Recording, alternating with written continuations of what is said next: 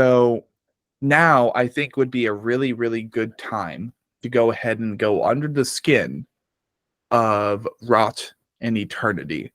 This is an 11-track album full of just interesting, very, very colorful instrumental MySpace era deathcore, or at least inspired by it, accompanied by well-articulated slam/deathcore vocal spectrum. Really good shit, made by two people, incredible. But starting off the Under the Skin session, as we kind of go head first, deep dive into this, and go track by track to kind of dig into its deeper depths, lyrically speaking. And there's also some rain in the background, which is a nice little touch. Candlelight behind the TV. It's good shit. I start out by entering us into an imaginary scenario. And usually it's a library because, well, Under the Skin, I like to think of it as opening up a book. After all, most albums could be compared to books and the chapters that reside within them. Usually, even elementary level reads will have about 20 chapters. This one has 11, and they're at least 3 pages worth of writing, right? So I'm going to try to experiment a little bit and get us into a different scenario. As all creative mediums, they are created, right? They have to be created. So instead of a book, which is what I usually do, maybe let's go into the woods. Let's go into the forest. And essentially you find the album cover for Wrought in Eternity, but it's a statue. It's a weird shrine looking thing. So you got these 3 demons. They're just kind of hanging out there in the middle of the woods. You're like, why the fuck is this here? Why is it sculpted in the middle of the woods? But the woods look pretty nice, so let's go check it out. Hopefully there isn't anything hiding behind the trees, especially parasitic embodiments, multiple of them. And maybe that's the relative term for them. You go up to it, and at the bottom, it's carved in the wood. It's dremeled in the wood. I think that's the term. Wrought in Eternity. You're like, well, isn't that a play on the word Wrought in Eternity? And then maybe there's an X on the floor, and you're like, well, I don't have a shovel, but it seems to be soft dirt. Hopefully there isn't a corpse below here. You kind of dig through that, and then there is maybe a scroll. I don't know. There's a scroll that says Wrought in Eternity as well, and there is a warning with a stamp. There is a book. There is a leather book, but that's still in the dirt, okay? And you got this scroll. It says Wrought in Eternity at the top. Maybe this is something that was not meant to be unearthed by the wrong person. You are the right person. This is some weird prophecy shit going on. And so you unveil the scroll, and it says Wrought in Eternity. And then below it, there's a chunk of text trying to forewarn you about what you're about to learn. What would that text read? And why? What would that text say and why for this album? I think it would summarize, it would be, who am I? Because our main character is conflicted from a lot of different angles and is being pulled in multiple different directions and questioning different things regarding faith, their role in the album, what they're supposed to accomplish, and why it's them that has to do it. Ooh, so yeah, actually speaking on prophecies, one of the lyrics from the initial song is a child chosen, their whispers shudder omens. Ooh. So it's like, yeah, we'll get into it more, but so the underlying question is a dilemma of character, essentially, between good and evil. So ironically, maybe you being the person who walks into the woods, maybe you end up connecting with the character depicted or even foreseen in the text, in the musical compositions of Wrought in Eternity, because the character that is written is also in conflict. And therefore, you have that scroll that says, "Who am I?" or "Who are you?" The text that you're about to read remarks a dilemma in character, a obstacle, and a brief stall of personality and identity, both spiritually, physically, and prophetically speaking, or something like that. There Yep. are no prophecies here except for the one that you are about to witness. And then, well, that's the end of the scroll. Would that work pretty well? Yeah, I think Cool. so. Sweet. At its core. Awesome. Yeah. And therefore, then you have this kind of strange, almost strange, like fresh leather bound text. This is a book. Really, the only difference between this episode and prior ones is that we ventured into the woods, found a shrine with like 3 weird demon-esque dudes engraved into it. It says Wrought in Eternity. You're like, what the fuck? I'm like, why is this in the middle of the woods? You unearth a scroll and the book, and now we're opening the text. It's composed of riddles, as most lyrics are. It's not exactly direct. You have to interpret it. You have to decide what's going to happen next. Starting off, we have track 1, which always a good. I myself am always a sucker for a good title track. Let's do it. Let's do it. Get Got it. a cold one ready, boys.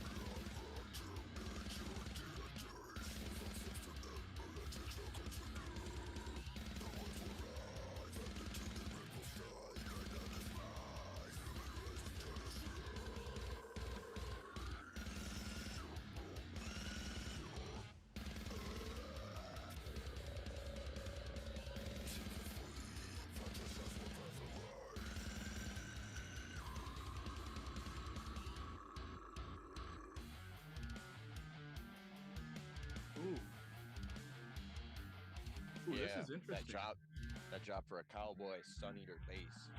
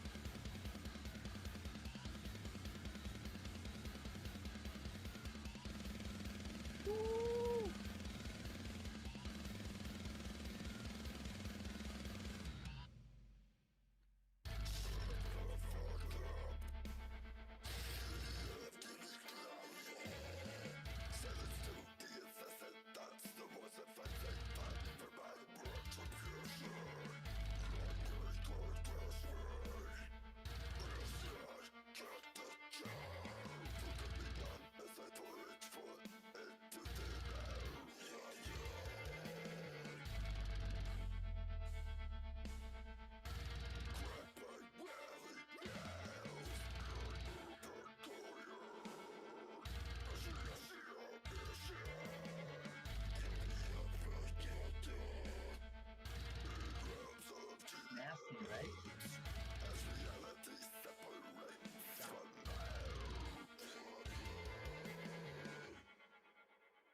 So Yeah, Yummy. that's the opener. Let's do it. Let's do it. Got a cold one ready, boys.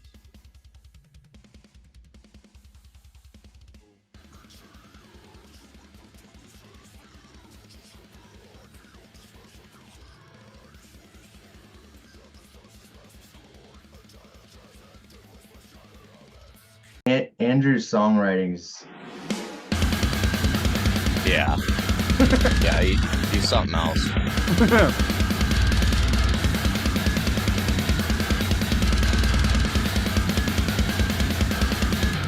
You wake up and it's a matter of unclear throughout the album until, depending on which ending you want it to be, if they wake up in hell? Is this purgatory? Are they in some kind of did they not die? Was it a dream? They didn't hang themselves. So it's kind of like, but everything is trippy. But as you know, sometimes when you're in these states, almost like a dream, you can't necessarily, something's amiss, but you can't wrap your head around that you're where exactly you are. So Gotcha. Yeah. Fair enough. Okay. Well, or where reality is at that moment. Right. Okay. Well, then we immediately descend into track 2, The Vile King, which is, I assume, when our protagonist is fully grown. He is an adult. He is having to make these decisions, maybe attempt to separate his identity as maybe a vessel. Maybe this can be a reference, a comparison to the movie Hereditary. I'm not sure if you've seen that. But that's basically the entirety of that plot. Spoiler alert. Would the Vile King be talking about this protagonist and the prophecy that he is meant to fulfill, but he does not want to fulfill the prophecy in the first place? So essentially, we're taken to a scene immediately upon awakening from the hanging, where they're within a coliseum, which is within the city, where not where the peasants are, but it's like he's cast within a battle now, where it's within their coliseum in their city, where the king reigns, and he's coined the Vile King because he's basically a tyrant, and it's almost like, think of like Egyptian times, where all the people within the cult have been reduced to slaves, and just basically anybody around them, any religion, any situation, and that's the whole thing. I call it a cult because our protagonist is having such a hard time because they view it as a cult, but the cult obviously thinks that they're the good guys, and that's a question of, is anybody really the good guy in this situation, and if so, who is it?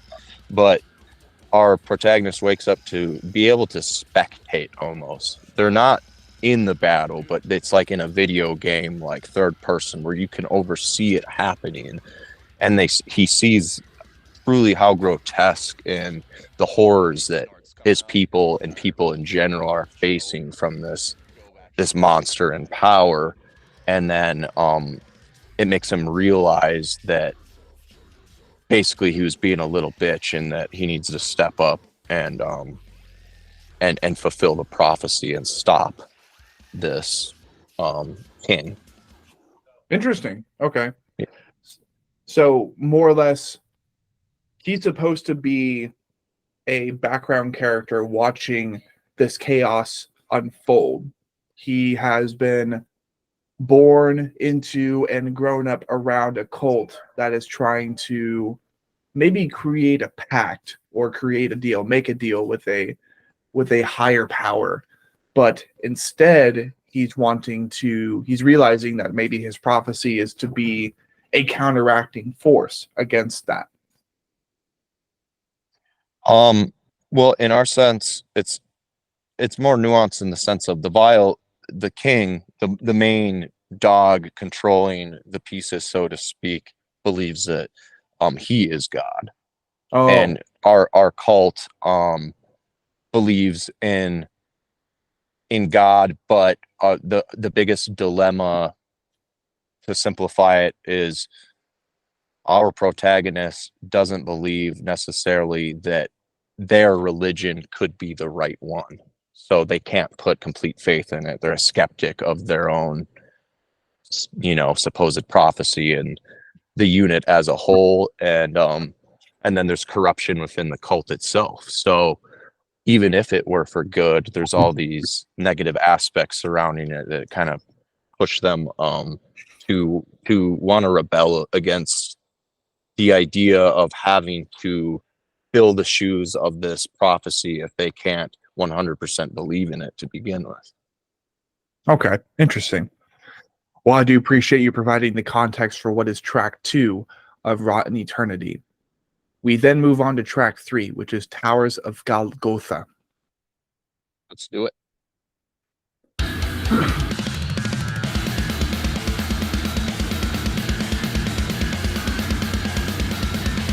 Immediately.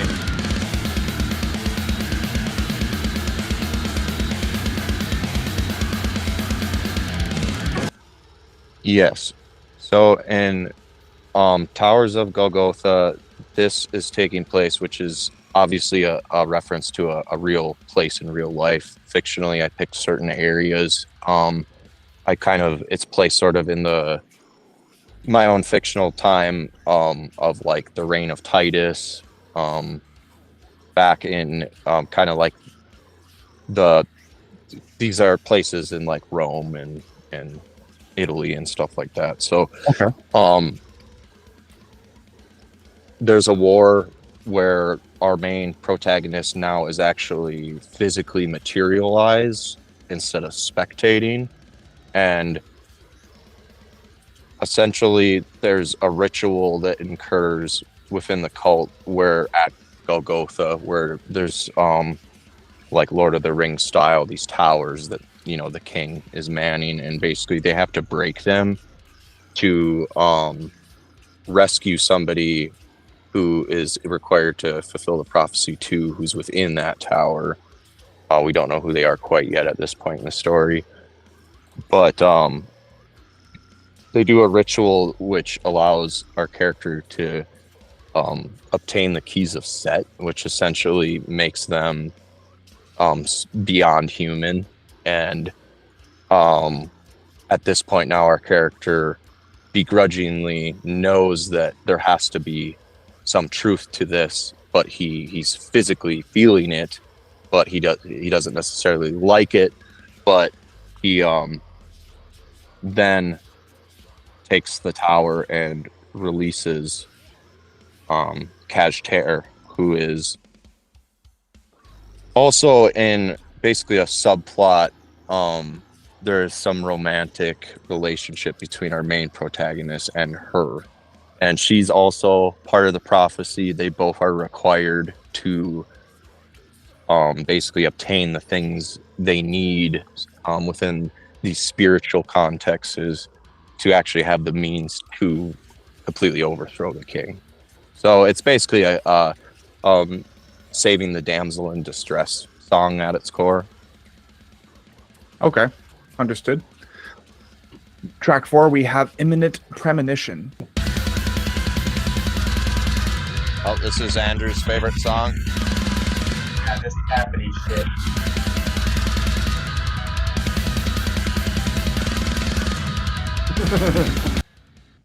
Imminent Premonition. This is Andrew's favorite song. He named this song Title 2 as well.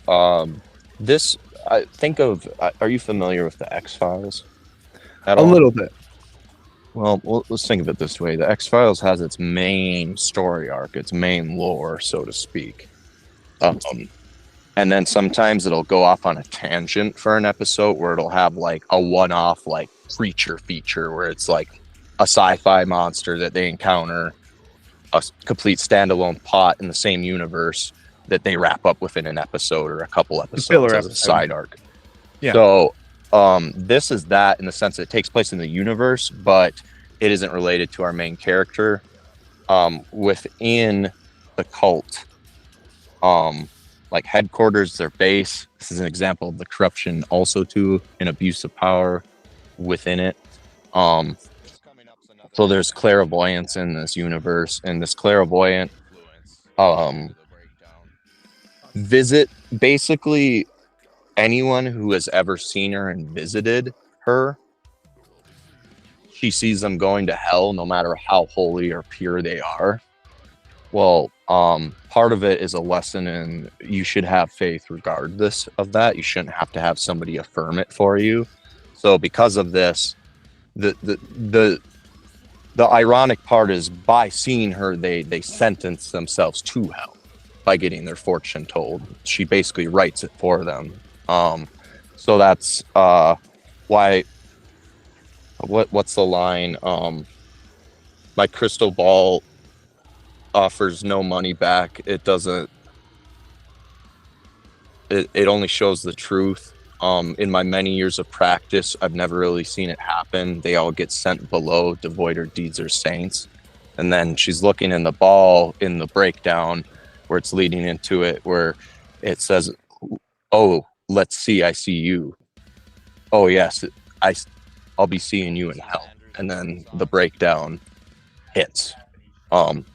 So essentially she passes on this curse, and of course she's almost it's unknown if she's human or if she's directly from the realm of hell, and if that's real or what it is, how she is what she is. So it's kind of like a side quest creature feature thing on that one. Cool. All right. Next track Actually, would be Catacombs of What Once Was There, I think. Let's see. Catacombs of What Once Slept. So that was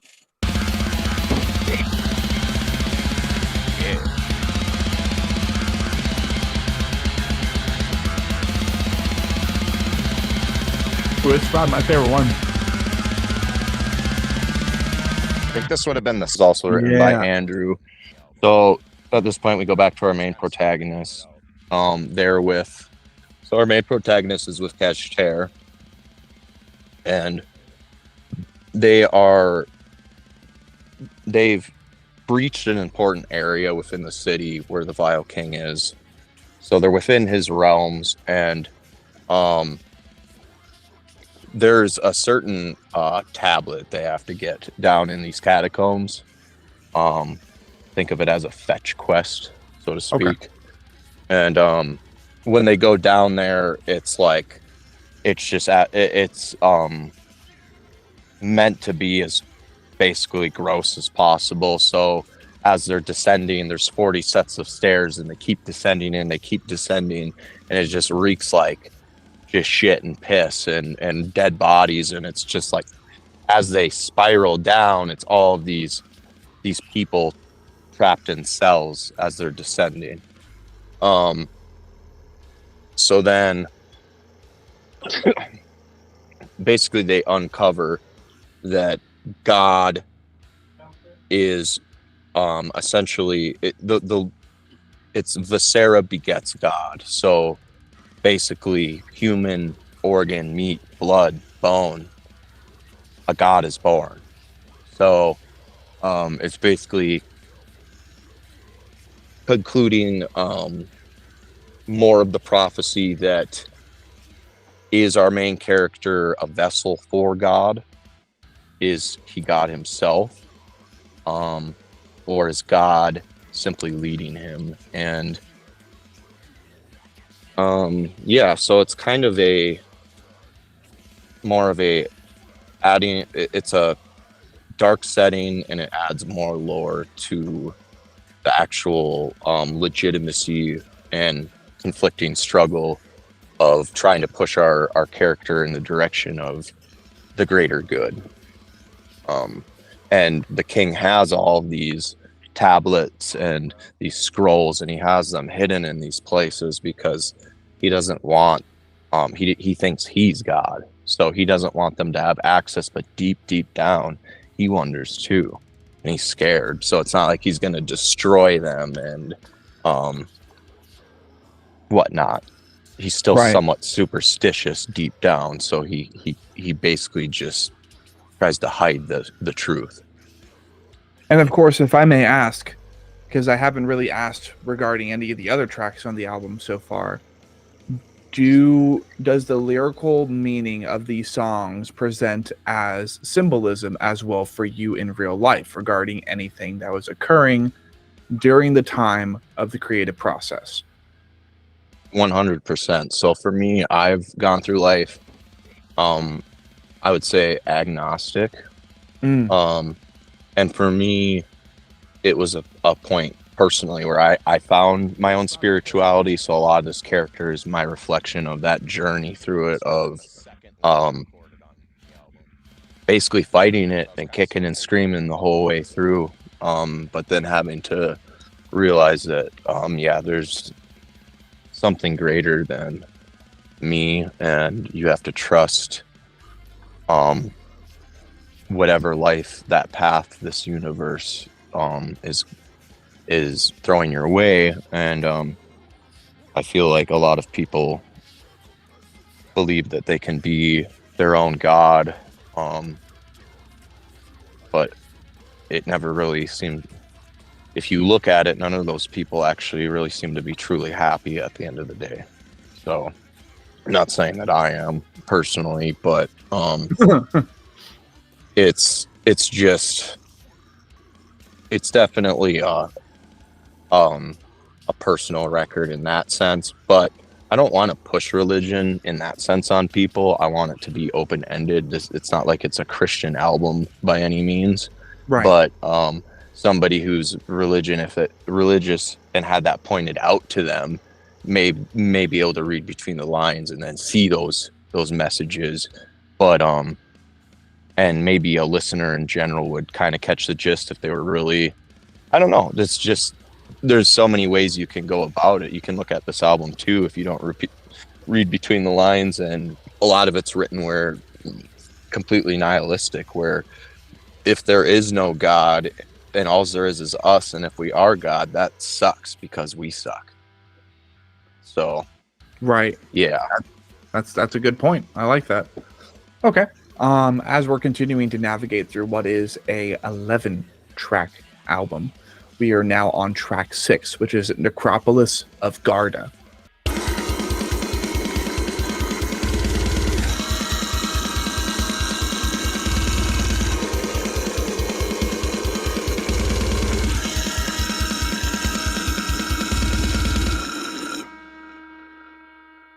What is going on here, bud? so Necropolis of Garda is another basically big ass battle scene, and it's in an area where at this point the king, in Garda there's a burial site where it's basically the dump site for anyone. The king, by the carriage load, that's where he disposes of his corpses. So then at this point, the king is feeling the pressure of the cult making advances and actually surprising him by closing in certain regards and actually causing issues for him. So then he starts dabbling into the scrolls, but tries to basically do it for what he wants. So there comes a point where he figures out how to, similar to the clairvoyant, tap into these spiritual realms, but in the dark spectrum of them. And he raises every corpse, skeleton, whatever it is in Garda, where he dumps his bodies from the dead, basically because, as I said, some of our cult is starting to actually cause ripples and problems and taking out some of his actually like higher up people within his hierarchy and army. So he's like gonna big dick swing it and be like, well, I'm just gonna raise this whole army of the dead, and you can kill them as many times as you want, but they'll just keep coming back. So that's kind of the scene painted within this. It's supposed to be kind of a big, I mean, imagine some type of ritual that invokes like a crater of dead bodies back to life and what that would look like. That'd be You know. insane, is what that would be. Yeah, it would just look like a bunch of worms squiggling around from afar, but it's Yeah. limbs and parts of bodies, and yeah, Bring me that 115, please. right. Track 7, we have Ritual of Kitara. Catch chair. So Yeah, it's deceivingly basic. yeah, but he's just a songwriter where he can make it sick in that sense.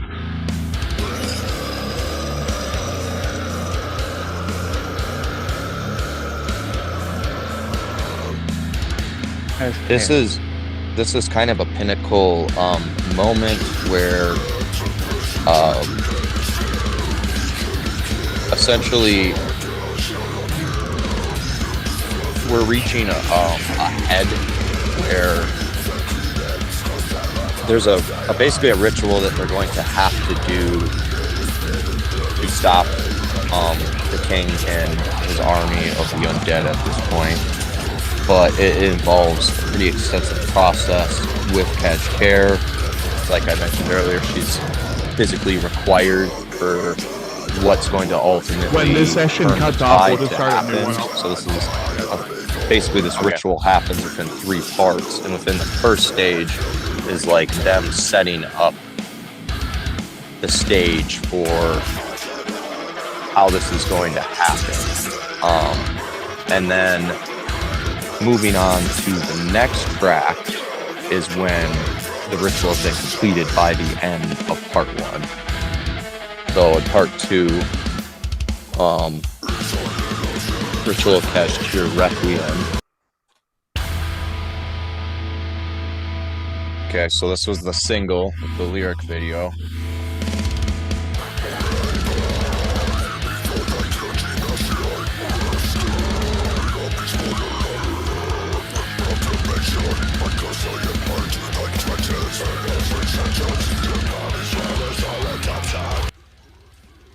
This is kind of like the dude's life flashing before his eyes of everything that he's been dealing with, kind of a montage, so to speak, and he realizes that he is the prophecy at this point in the album, and that he's gonna have to let go of that part of him that he's been fighting and completely submit to something else in order to accomplish this goal. And he gets completely filled with what is God in this scenario, like being filled with like the Holy Ghost almost, but in our fictional reality.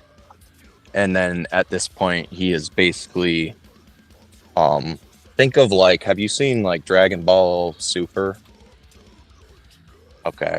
Well, it's like when Goku reaches that level of Ultra Instinct, like this completely changes his like demeanor. Like he's unrecognizable by the end of this Right. this whole stage of the ritual being completed. And then it gets all flipped upside down in Ritual of Kashtir 3 Purgatory.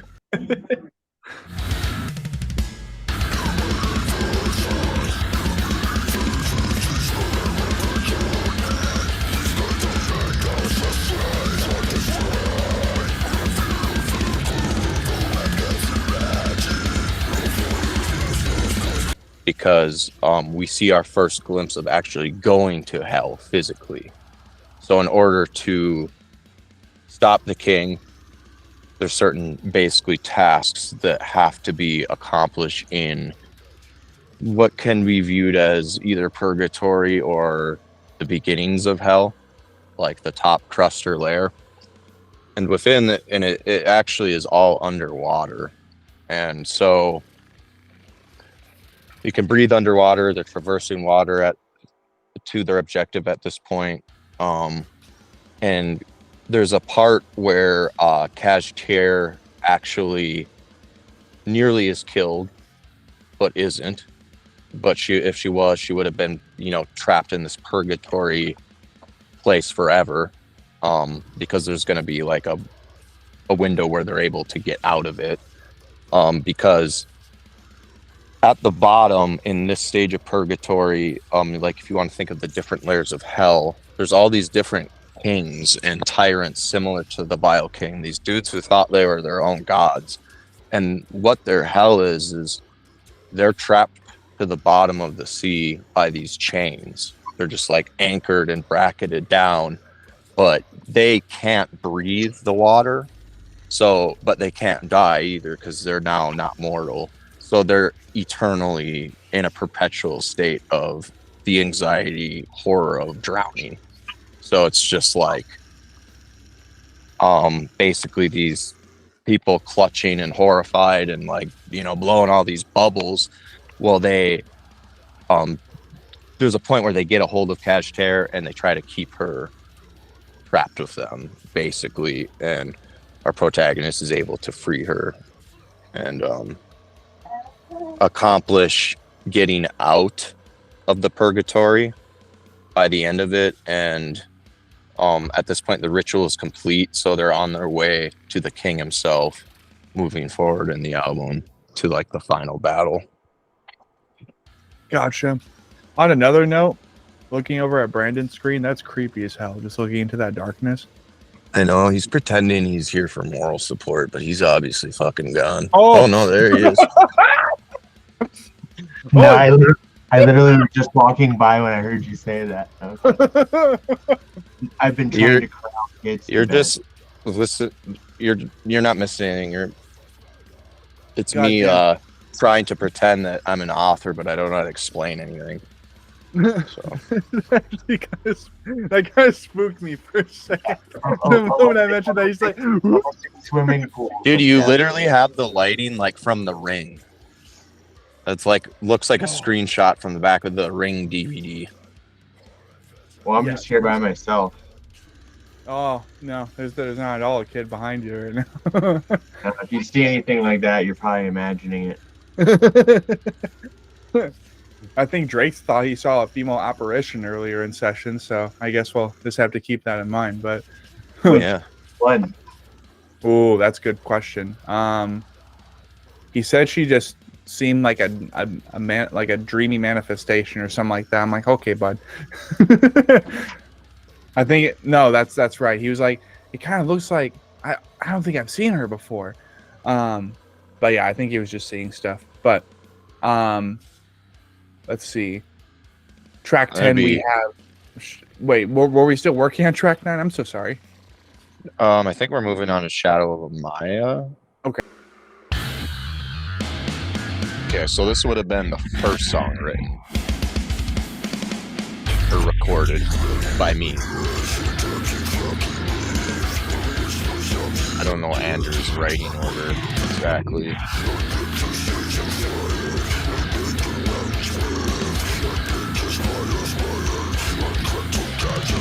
Okay, Is so that- that would be track 10. What's track 9? It should be the final ritual of Kashtar, Purgatory. Yeah, Purgatory. Mm-hmm.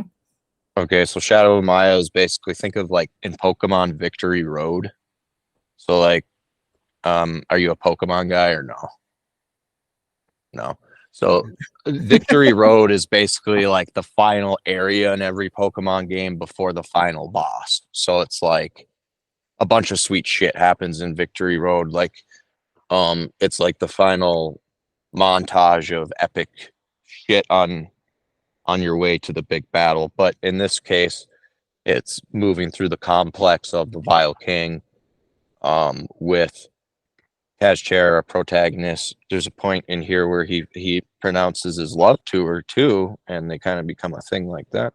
But yeah, so it's pitch black, all of this stuff. At this point, the Vile King and his army of the dead, like they can all see in the dark and shit, so everything is just pitch black. So like picture them traveling through these like limestone catacombs with torches and stuff like that.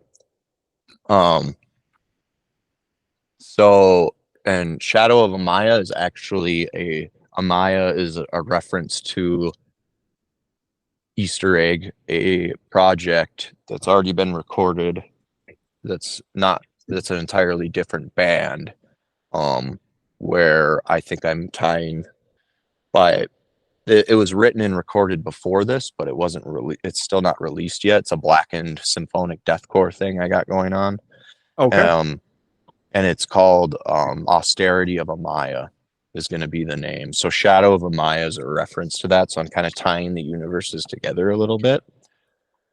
And then so I think we're moving on to our final track then, where Papa Shobe helps me get it done on that one. The Glossolia. Yeah. Yeah, so this is the one that Shobe is featured on. This is him opening.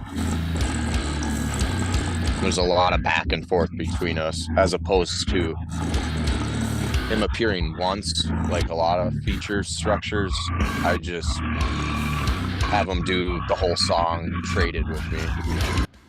Complex. Maybe that's not exactly how you say it. You probably shouldn't name things that you don't know how to pronounce. But what that word is like speaking in tongues, like how some religions speak in tongues. So it's a reference to that, and a point within this setting where they're kind of all like the people within the cult, which at this point is accepted as like, he's like, no, this is the real deal. So he views it more as his people he's fighting for now, instead of a negative cult type thing. It's more so just his way of life now. But yeah, they're speaking in tongues to magnify their power. Basically in the final fight with the Vile King, and he's the bloodshed prolonger because he's been prolonging their misery for so long. And ultimately, though, they defeat him, and it basically ends on a cliffhanger of being reborn. The final word is reborn. So reborn in what way? I told you my interpretation of the album, but it's written a lot more loosely, where it could be that they're just waking up from the dream and none of this was real. You don't know. So right. So I mean, of yeah. course, it is up for interpretation, and you wrote Wrought In Eternity as an album to be up for interpretation throughout its 11 tracks. But of course, in this session, what's most important to me is how you interpret it, or interpreted it. That's a mouthful. I don't know why that word's so hard to pronounce. It's like purple burglar alarm for the Irish or some shit. But for me, we're getting to the end of this album, and we eventually do defeat the Vile King.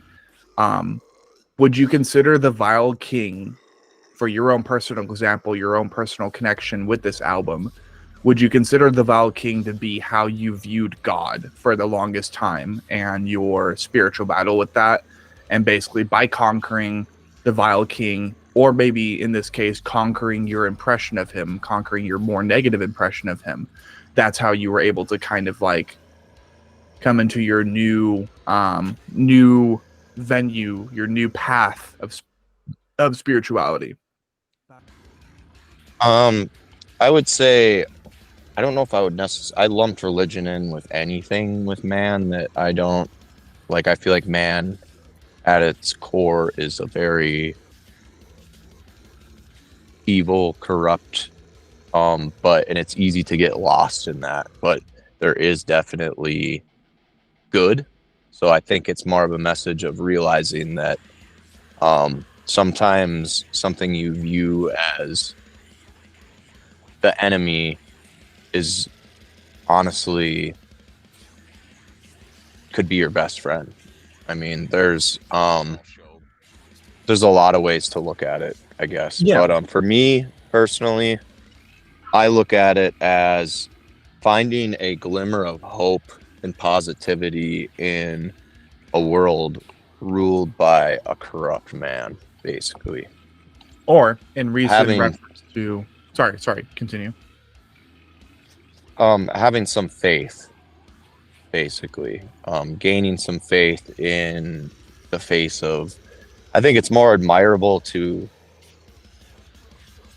have faith that there's something better than this when you can be having nothing but be surrounded by horrible things. Because I think most of us in life will find a couple things that make you go, it's just too beautiful. There's got to be some meaning to that. It can't just be just cause, it's like, it's trying to embrace that part for me personally. Okay, cool. So it's supposed to be a positive album for me, but its atmosphere is very dark. So it's kind of a dichotomy within itself. Yeah, there you go. Okay, cool. And let's see. Definitely more of a critical question afterwards that I usually don't have the opportunity to ask, nor have I thought to ask before. So after conducting a lobotomy for Wrought In Eternity, and after us concluding the first half of the podcast talking about bands that inspired all of the members in Parasitic Embodiment, what do you think distinguishes Wrought In Eternity from other iconic records relevant to deathcore in your own personal opinion? If there are any details about Wrought In Eternity that you do think distinguishes Wrought In Eternity from other deathcore records. Did that make sense? Another packed question for sure. It's hard for me to not feel egotistical answering that.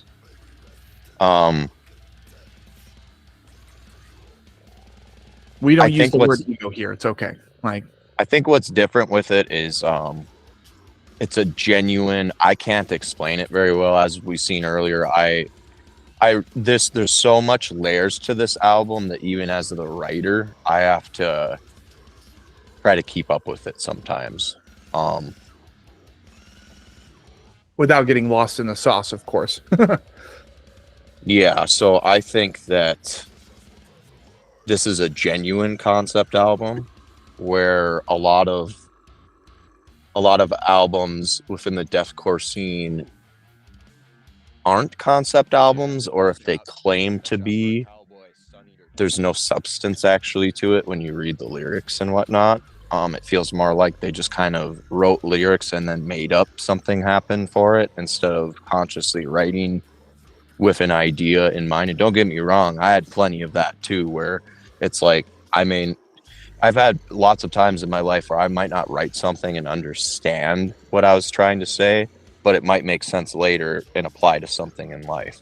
Yeah. But for this, it was a very more, and that, I'm sure that's going to happen a lot with this album too in the future. But at the time I wrote it with the concept of not believing in good and having absolutely a shit attitude about it, but finding it. So I feel like most deathcore albums are just the world's shit. I'm saying the world's shit, but what if? So I'd say that's what's a little different, as opposed to being a generic Hail Satan with none of them actually being Satanists, or if they are, it's just like not a real thing. It's like a hipster thing for them. Right. You can tell when you read their lyrics and shit, it's not real. So, Now, of course, this podcast is not meant, composed, or recorded to be a show that outs bands or their albums, their records, anything like that. But maybe, perhaps, there are certain bands in the future who might listen to this session. And they might be like, you know what? That's fair. I can go ahead and improve upon that. Would you I be feel willing- like, sorry, go ahead. No, you're good. I was just going to ask if you would be willing to disclose some of those albums that you've listened to before that, of course, helped you build inspiration in other areas. And eventually that did help you climb the staircase, get those 11 tracks done, write Wrought in Eternity, and then push it to public domain, right? There are definitely albums I know that inspired you to do that. Were any of them in that category of, I mean, they're claiming to have a concept, but I don't think there is a continuous concept in this. Like, it doesn't, if there is a concept, it doesn't really hold itself on its feet. It doesn't stand its ground to me. Were there any records like that that ended up inspiring Wrought in Eternity? Or if there weren't, what are some records that you decided to try to be better by or try to be better about when it came to those themes, right? So maybe there were albums like, okay, well, as long as I don't write it like that record, and that's just constructive criticism, really. Were there any records that you can name that don't really have continuous concepts to you? And if so, why? Because this is not, I want this to be a situation to where you feel like you can be open about certain albums and not fear the possibly negative feedback of certain people like, oh, this is my favorite album of all time. It's like, well, everything's subject to opinion. It's all about perspective. But again, maybe that the band behind that album, they might be like, yeah, you know what? He was right. We can write way better than that. Like, what are some of those albums? I don't know if I can answer that question. I could tell you concept albums that did inspire me, but because this was a really big concept thing, not to sound like a broken record, but none of those, I think it's more so the lack of in metal, not in metal, but in deathcore in particular. I can't even really think of many concept albums, and if they do, like I said, there's not much substance. Like, let's take an album I know that I love, but we've talked about Shrine of Malice Shul. Well, Shul is it's like the Hebrew version of hell. It's like the Jewish underworld. And it was kind of vaguely pitched sort of as this concept thing, but it never, when you read the lyrics, you can't tell what's happening at all, which I don't know, like, there's not enough for me to really think of. They just don't seem to translate like other genres as a concept album I can take seriously. I know, like, Slice the Cake, Odyssey to the West is a really good example of a successful concept album, sort of within these realms. Distant supposedly is concept albums. I'm not particularly aware of what they are yet. They have like books you can buy on them and shit. I have, but yeah, those could be really cool. I don't know, but yeah, I can't say particularly this album. I can tell you, like I said, concept albums to me that stand out and they're some of my favorite albums of all time they usually aren't metal albums. Like Boys Night Out, Trainwreck is a standout to me. Any of the Mars Volta albums that are concept albums, Coheed and Cambria is a good example of concept, a whole universe done right. There's just no metal band that has there's tons of metal bands. There's not deathcore bands that I can think of that have genuine layers and depth at like that, like Silent Hill level, where it's almost like you could be talking about this thing in theories for years. Where is that album? It isn't there that I know of, and I'm sure it is out there, and I just haven't heard it yet. But yeah, within deathcore, there's not a lot of substance to the stuff, I feel like. Yeah, what I can say is that Distant would be a really good example. After all, like, whether it be between Aeons of Oblivion, that's the one I like a lot. Yeah. All of those albums really going from, I would say, well, let's go ahead and look up Spotify because we've been in session for quite some time now. So naturally, I'm I'm losing track of other information as we're trying to sustain conversation at this moment. That, and I'm just tired. I'm getting older, not old, but just older. So naturally, I'm just. Oh yeah, I'm a worthless piece of shit. Just wait till you're like, look at Don. He can't look at. He's like 5 years older than me. Dude, fucking can't even. He's just there. He can't do anything anymore. Right. So tyrantophobia. That's gonna be you in 10 years. Don't say that. Don't say that. I'm kidding. I love no, you can only strive to be a Don in 10 years. Life goals. Life goals, exactly. So I mean, with Distant, you have album Tyrantophobia, Aeons of Oblivion. Yeah. And then that goes into Heritage. That's all contained really within one book. And I have the book. I haven't read through the entire thing, but at the very least, when you're able to compress the lore of all three of your most recent albums into a book, that's good shit. That's really good shit. Like, kudos to them, you know? That's like Marilyn Manson shit. Exactly. His old stuff when he was actually good. Fair. And being that I myself am a very avid, very thorough Shrine fan, of course I won't suck the dick of Sheol too much, because it did end up branching from Malignance, and it was mainly just in regards to Beelzebub, Caesar Aldrian's depiction of Beelzebub, the three lords of hell. I mean, Z Lost in the Cold is a song about the boys themselves utilizing a Ouija board in a mansion, trying to make a pact with Beelzebub, and it going terribly fucking wrong. One of them ended up out in the desert, out in Vegas, and just passed out. And it was, well, Z Lost in the Cold. But Z also is in regards to Zozo. So they did that.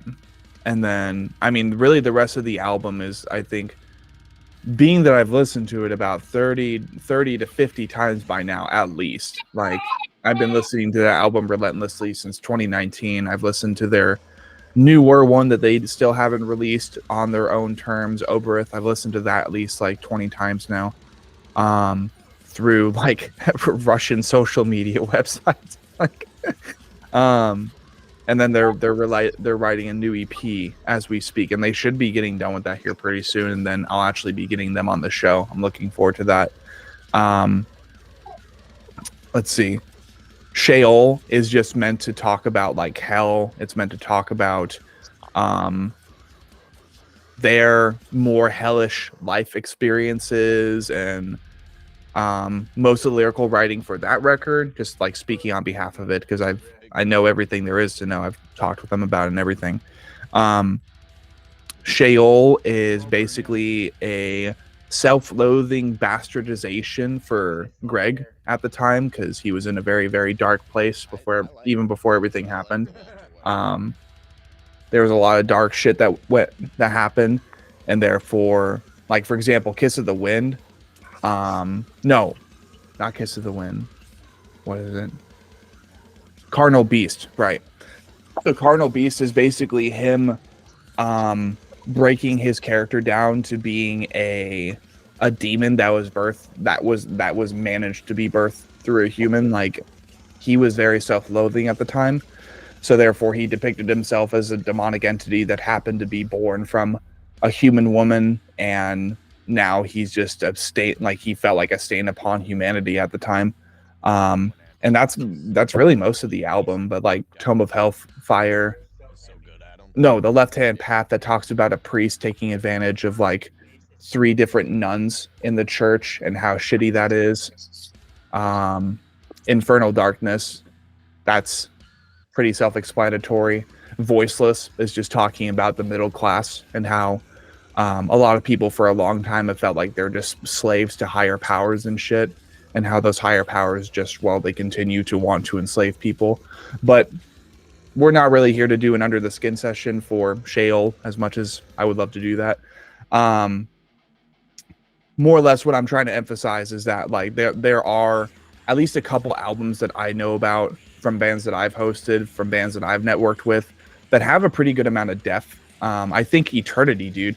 If you haven't listened to our Under the Skin session for Eternity that we did back in December of 2022, but released January of 2023, actually right alongside our debut in Virulent session, which that was a good time. Yeah, that Under the Skin session for Eternity was like 2 hours. That was just the Under the Skin part, because the entire album talks about anxiety and shit, and like living in your own hell. Really, really like well written. DeAndre writ that shit really well. But needless to say, let's see. As far as questions and commentary we were providing, really. Thanks for filling me in too with Shul, because that was actually the one I cited as like, I obviously missed the boat on the concepts on that one because it kind of felt like it was supposed to be one. You know what I mean? Yeah. It sounds like it kind of is vaguely all tied, at least in concept a bit. Yeah, of course. And of course, at the end of the day, I can fully admit that I am a Shrine simp, but it's because I've been very close to them since everything went wrong, and I know their side of the story. So, as someone who refuses to separate the art from the artist, like, I support them on every level possible, both as a fan but also as a friend. And that's like, it's difficult sometimes to kind of bear that weight because there's a lot of people who would call me absolute scum for it. But what I can guarantee absolutely everybody who could be listening to this exact part in episode 73 of the Anatomy Podcast, in due time, people, in due time, I promise you that anybody who has supported them on the same level as me, but who has had this unwavering uncertainty, maybe you feel a knot in your stomach supporting the band, I can guarantee you that it is not in vain. And they are good people, but poor guys are smeared. Did you get to catch up? I'm sure you've heard Obirith or Obirith, however you say it.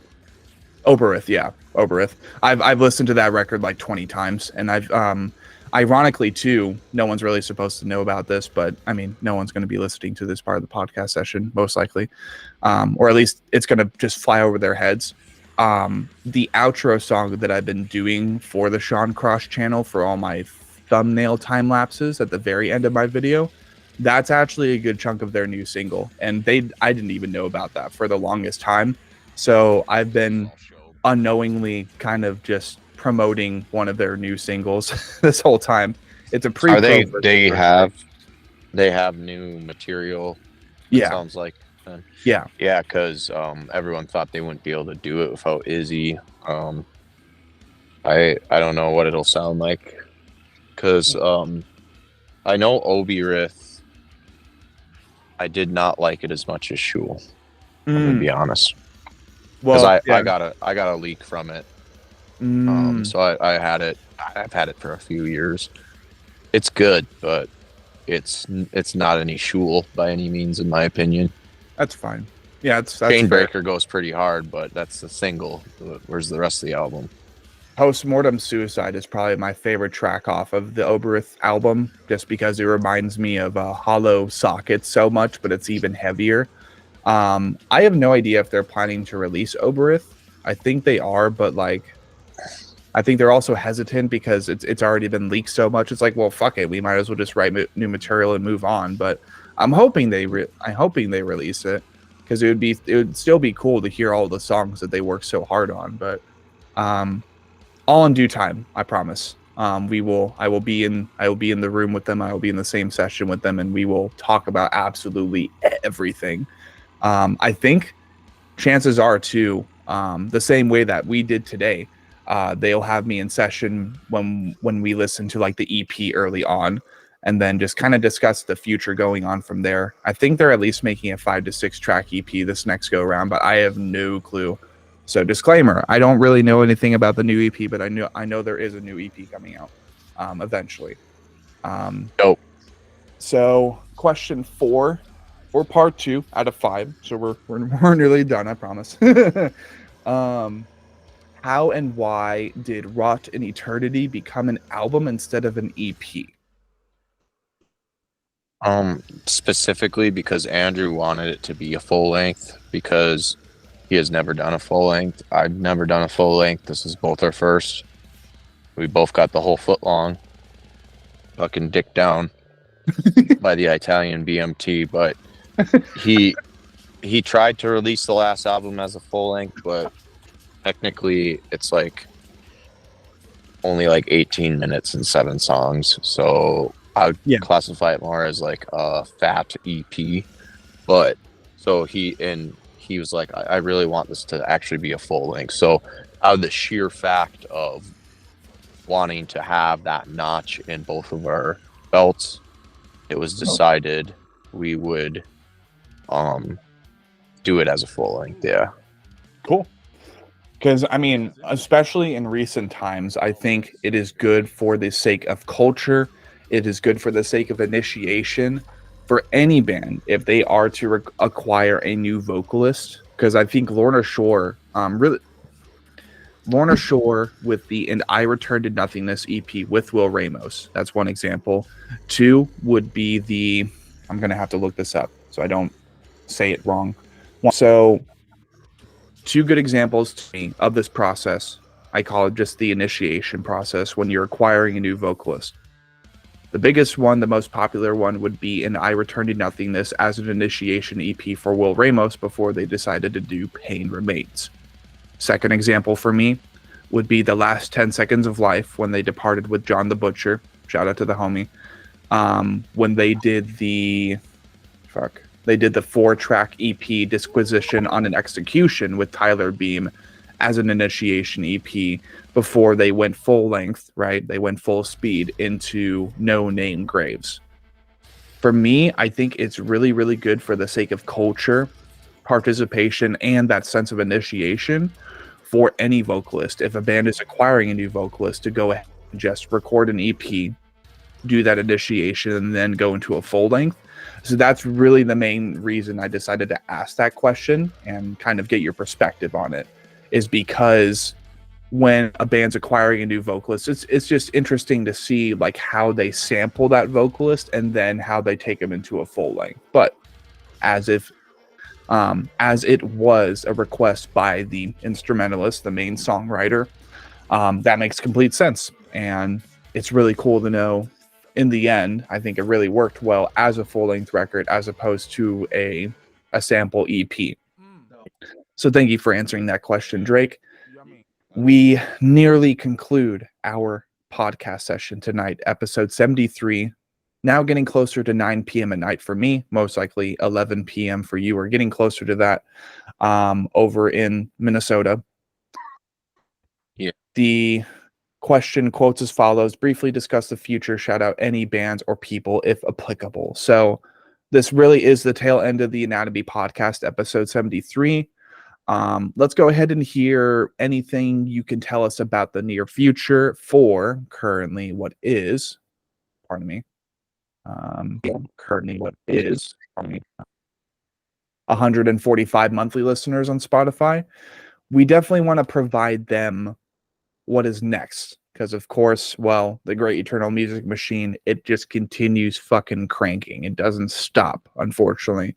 Or at least if you make a really good album, if you make a really good EP, you're making moves, you're making the moves in the right way, you're on a record label or something, you get that little delay, right? But you still want to prepare and just make sure that you have a roadmap ready to go.